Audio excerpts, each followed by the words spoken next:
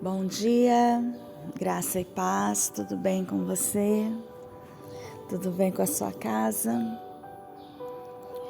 Vamos refletir na palavra do Senhor.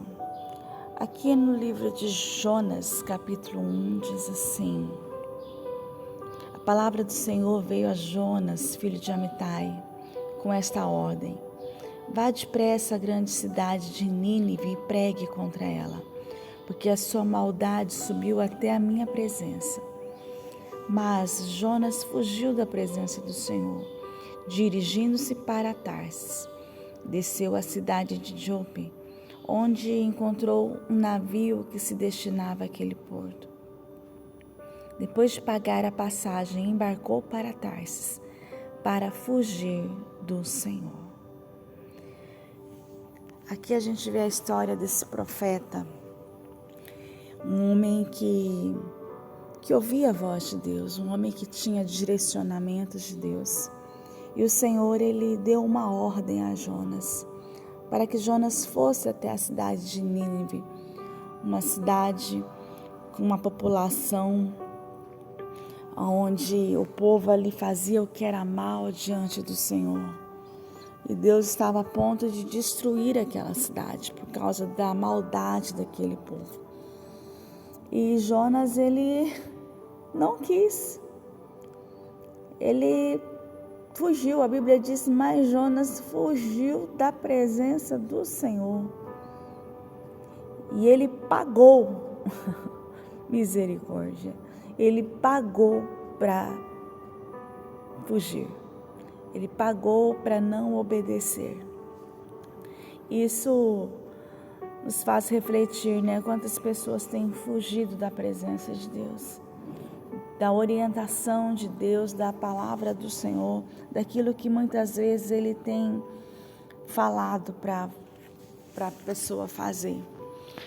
Nínive, ela era uma cidade onde o seu povo destruía, matava as pessoas.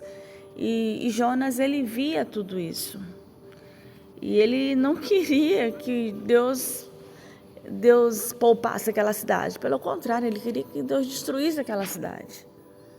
Então ele fugiu, falou: não quero ir, pode ir lá, Senhor. Em outras palavras, né? Senhor, pode ir lá e pode descer fogo do céu naquele lugar lá. Aquele povo é ruim demais. Aquele povo lá, não, pode ir, não vou lá não. Imagina para Jonas ter que obedecer isso daí, gente. Eu imagino que ele deveria se sentir humilhado. E a Bíblia fala que é para a gente se humilhar, né? Mas ele pagou para fugir. Ele pagou para fugir. E Deus, quando Ele tem propósitos, irmãos, Ele move os céus e a terra. Como diz a palavra no livro de Jeremias, a palavra dele não volta vazia. Antes fará o que lhe agrada, o que fará o que lhe apraz. E o Senhor, Ele é fiel, Ele é bom, Ele é justo, Ele é compassivo, Ele é misericordioso. O nosso Deus é misericordioso. E naquele lugar não havia profetas.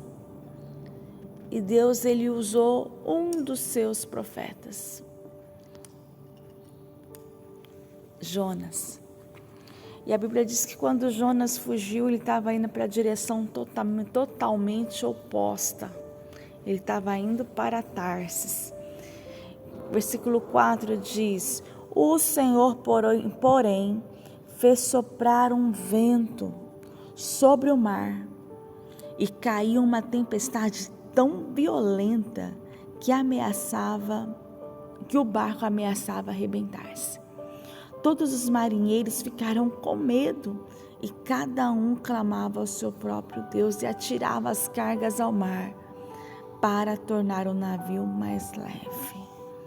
Olha a situação que a desobediência daquele homem trouxe para aquele navio, para aquela população que estava ali dentro daquele navio. Trouxe medo, até mesmo a natureza obedeceu a ordem de Deus, para que Jonas despertasse, para que Jonas falasse: ei, o que eu estou fazendo? Olha, houve um prejuízo financeiro por causa da desobediência daquele homem. E quando cada um começou a clamar, encontraram Jonas dormindo profundamente, gente. Misericórdia, gente, misericórdia. Às vezes o que está acontecendo no barco, às vezes onde nós estamos, a pessoa está dormindo profundamente. Está acontecendo prejuízo, está acontecendo desespero, está acontecendo medo, mas o profeta estava dormindo. E eles falam: olha, como você pode ficar aí dormindo? Quantas pessoas em situações tão desesperadoras, elas estão apáticas, elas estão passivas, não estão agindo.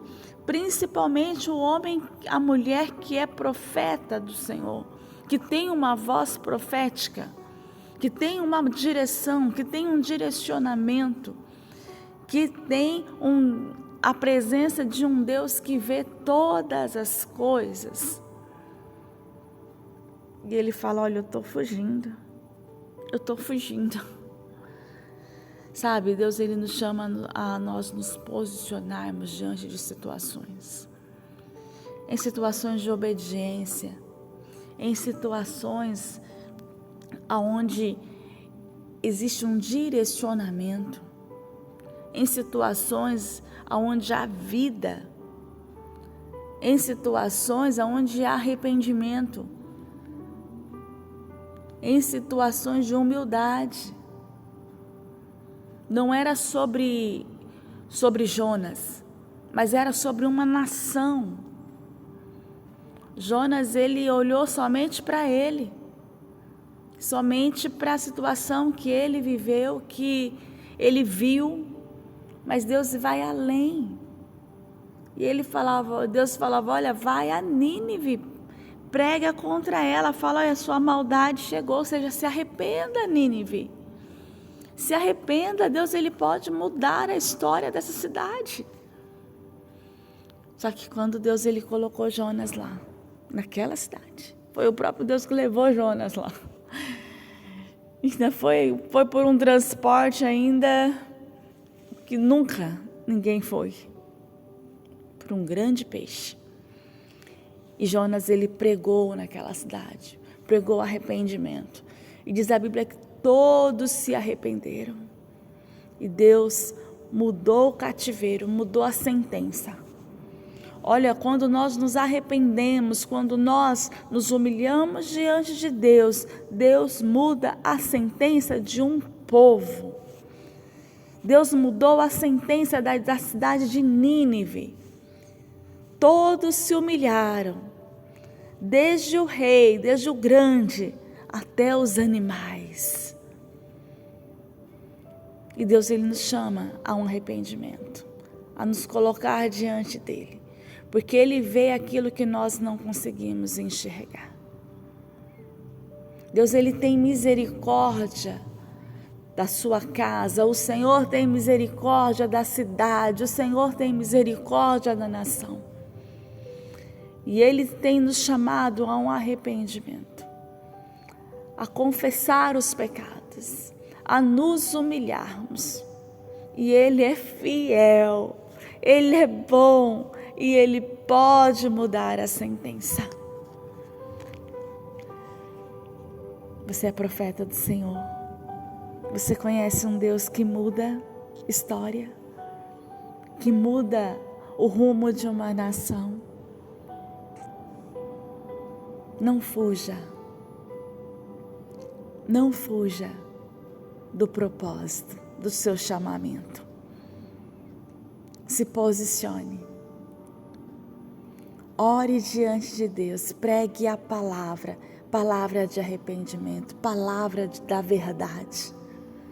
Não seja passivo, Deus tem nos chamado para nos posicionarmos. Homens e mulheres de Deus, nós conhecemos um Deus que é poderoso na guerra, o Senhor dos exércitos. Ele vai adiante pelejando por nós.